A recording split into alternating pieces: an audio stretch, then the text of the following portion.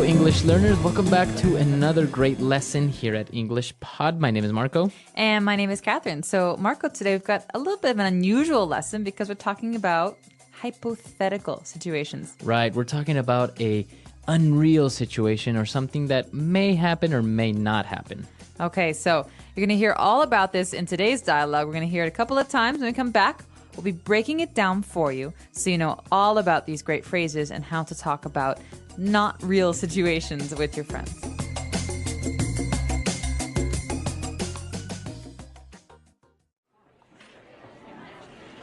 Okay, next question.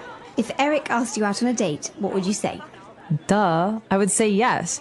Eric is the most popular kid in school. Okay, my turn. What would you do if you won the lottery? Let's see. If I won the lottery, I would buy 2 tickets for a trip around the world. If you buy me a ticket, I'll go with you for sure. My dad would freak out if I even mention a trip like that. All right, this is a good one. What would your mom say if you told her that you're going to get married? If I told her that, she would faint and have me committed.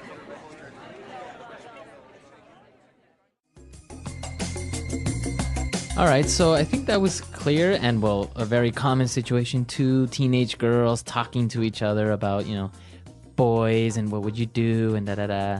Guys do this too, so don't just put this on the girls, okay? I don't think we do it like this, though. No, but it's actually a very popular game in the car to play, the what if game. The what if game, Yeah. Exactly. And that's exactly the topic that we want to talk about today is the structure what if, which is actually called a conditional. All right, so conditional because the result, the thing that happens, depends on something else. Exactly. So let's actually take a look at the words in today's language takeaway before we talk about all this grammar stuff. Language takeaway. Okay, so we'll start out with some basic words. Well, they were talking about guys, and she said if Eric asked you out. Right? So to ask somebody out. Okay, so this might be a little bit strange because you think, okay, to ask is to ask a question. But to ask out, it's a fixed phrase. It's something you say. These 2 words go together, right? So I want to ask someone out. It means I want to invite someone on a date. On a romantic date, usually. So yeah, I want to ask him out to dinner, or he asked me out to the movies.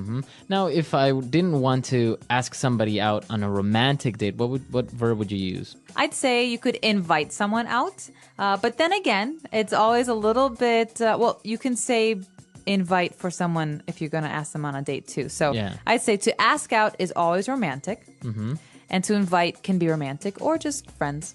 Okay, so to ask somebody out. Now, they were talking about other situations. Maybe they would go on a trip or something. And she said, my dad would freak out. This is a great phrase. This is something that I used a lot when I was a teenager. The word freak out? Freak out. So the verb to freak out means to be really angry or upset, or, it could be a good thing or a bad thing. But usually when we're talking about our parents, it's a bad thing. It's a bad thing. So they get angry. They start yelling at you. Yeah, so freak out. Freak out means like overreact. All right. And the last word that we have on language takeaway today is committed. Well, let's look at the whole phrase. He says, she would have me committed. So this is actually being done to someone. Now, we did look at this word before, but basically for marriage, right? To commit to somebody, to promise.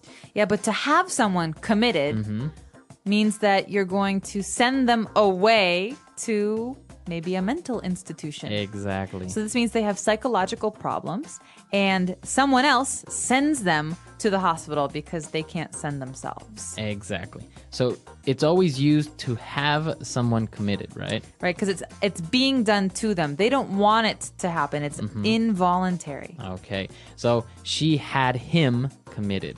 My mom's going to have me committed if I keep working 20 hours a day. Exactly. So that's the way you use it. And so now you have another way of using this verb. But now I think we should listen to this dialogue again. We're going to slow it down a little bit, and then we'll come back and look at this grammar focus that we want to talk about.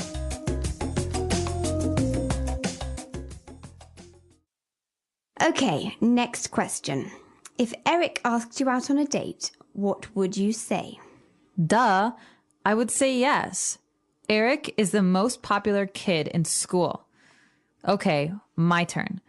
What would you do if you won the lottery? Let's see.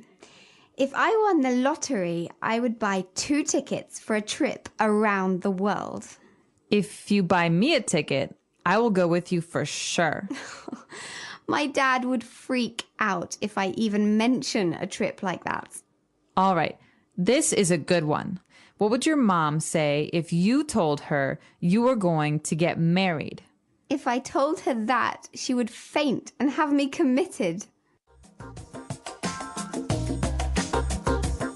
All right, so we understood all the vocab now. Now let's take a look at these unreal situations and what we were saying, the what if game. Right. So I think it's important to push these into 2 different categories, right? We have one kind where it's very unrealistic. It's probably not going to happen, that kind of situation. And the other one is a situation that could very well happen, something that's probably very common. Okay. So the first one we're going to talk about is very unrealistic situations, things that probably won't happen. Okay, so let's take a look at an example that we found in the dialogue.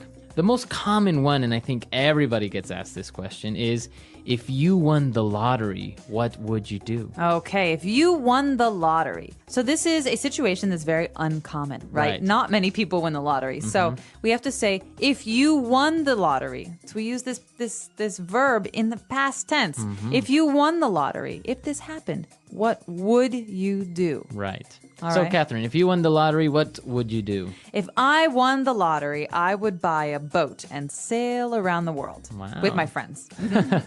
All right. So another example, again, using the same structure, right? The verb in the simple past tense, we would say, if you were stuck on an island with one other person, who would that be? All right. So if you were stuck on a desert island with one person, who would that person be? So Marco, I'm going to ask you, who would it be?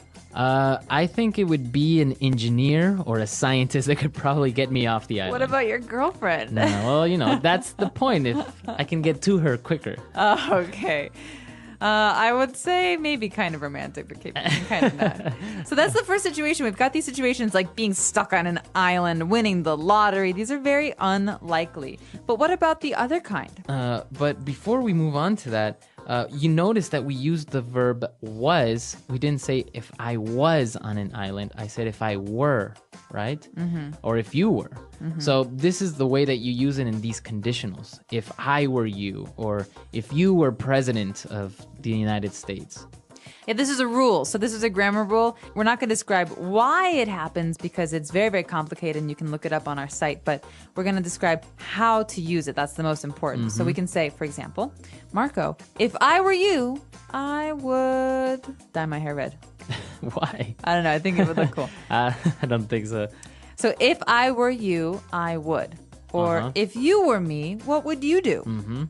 Exactly. So we always use it like this, right? If you're going to use this conditional, always use were for the subject, never was. Right. So you can tell this is very, very big grammar issue. A lot of English speakers make this mistake. Yes, very many. So, but now you know that you shouldn't make this mistake and you can speak properly. All right. So now that we've seen these semi-unreal situations, let's move on to something that's a little bit more probable, that it may happen. Right, so we've got these situations that are common or likely. For example, in this lesson we hear, I will go with you for sure. So this is, if you buy me a ticket to travel, of course I will go with you. So if you buy, this is in the present tense. If you buy, then I will. Right. Right. So now you notice the difference. The verb is in the present, and then we use, instead of would, we use will. So again, I can say, if it rains tomorrow, I will stay home and watch TV all day.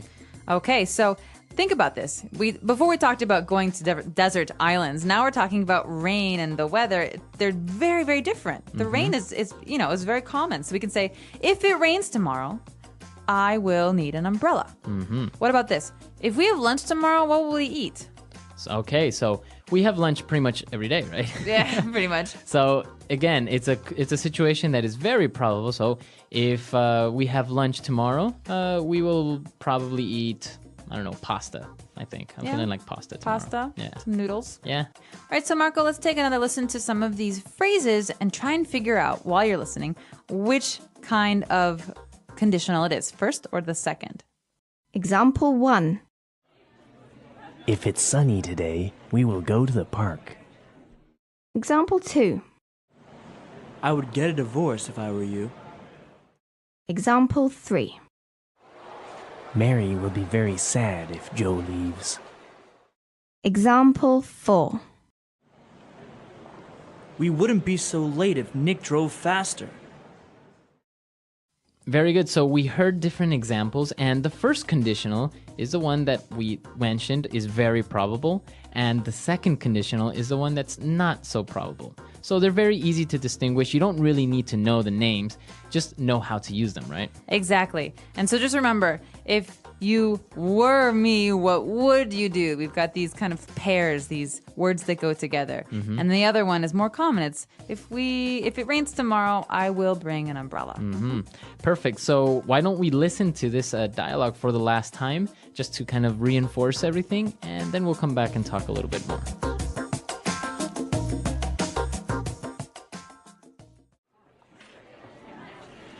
Okay, next question. If Eric asked you out on a date, what would you say? Duh. I would say yes. Eric is the most popular kid in school. Okay, my turn. What would you do if you won the lottery? Let's see. If I won the lottery, I would buy 2 tickets for a trip around the world. If you buy me a ticket, I'll go with you for sure. My dad would freak out if I even mention a trip like that. All right, this is a good one. What would your mom say if you told her that you're going to get married? If I told her that, she would faint and have me committed.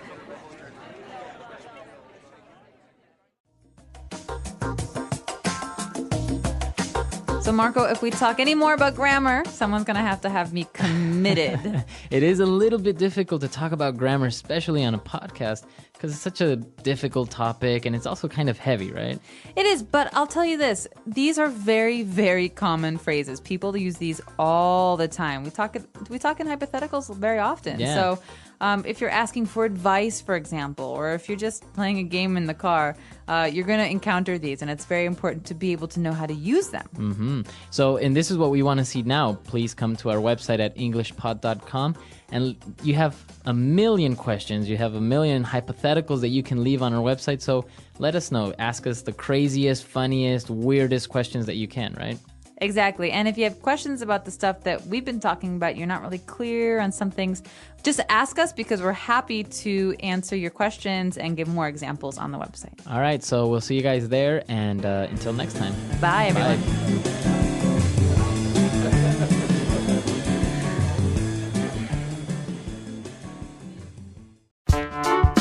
The English Pod Audio Review.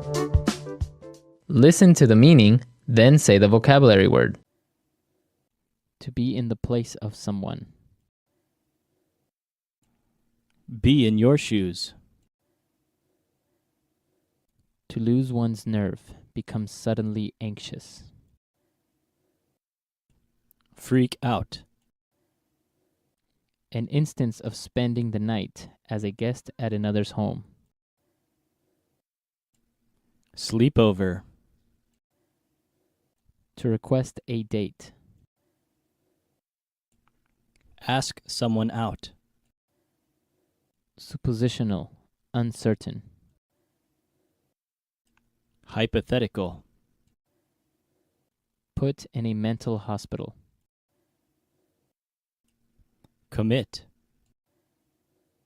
Rumor or talk of a personal, sensational, or intimate nature. Gossip. To join in marriage. Get married. To have dreamlike musings or fantasies while awake. Daydream. A romantic meeting. Date. Let's try that faster. Suppositional, uncertain. Hypothetical. To join in marriage. Get married. Rumor or talk of a personal, sensational, or intimate nature. Gossip. To have dreamlike musings or fantasies while awake. Daydream. To be in the place of someone. Be in your shoes. Put in a mental hospital. Commit. A romantic meeting. Date. An instance of spending the night as a guest at another's home. Sleepover. To request a date. Ask someone out. To lose one's nerve, become suddenly anxious. Freak out. Now say the word and hear it in a sentence. Ask someone out.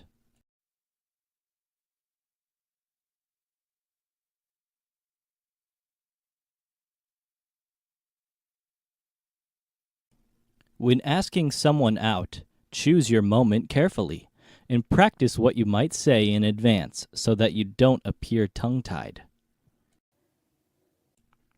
Ask someone out.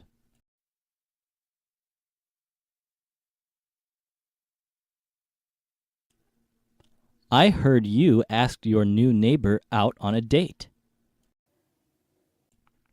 Ask someone out.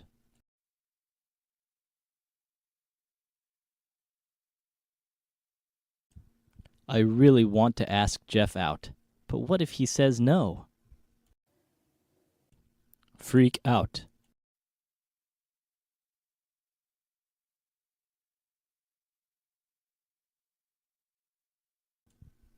Oh my gosh. I'm going to meet Justin Timberlake. I'm totally freaking out. Freak out.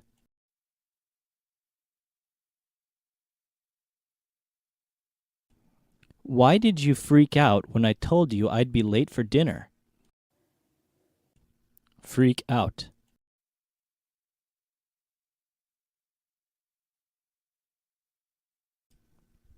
Don't freak out. We can solve this problem in 5 minutes. Commit.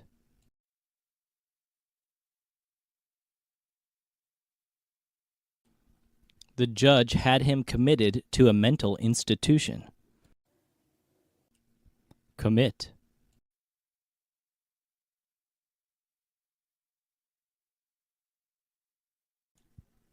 If you get committed to an asylum, can you eventually get out? Commit.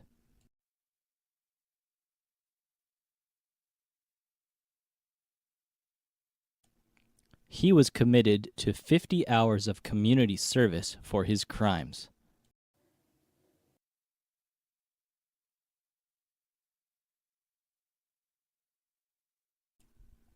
If I won $1 million, I would buy you a diamond ring.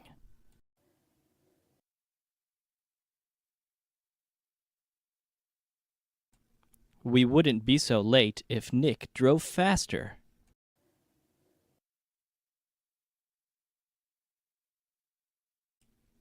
I would get a divorce if I were you.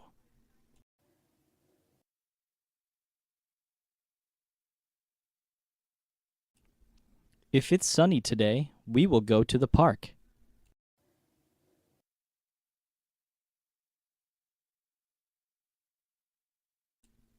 If you study hard, you will pass the test.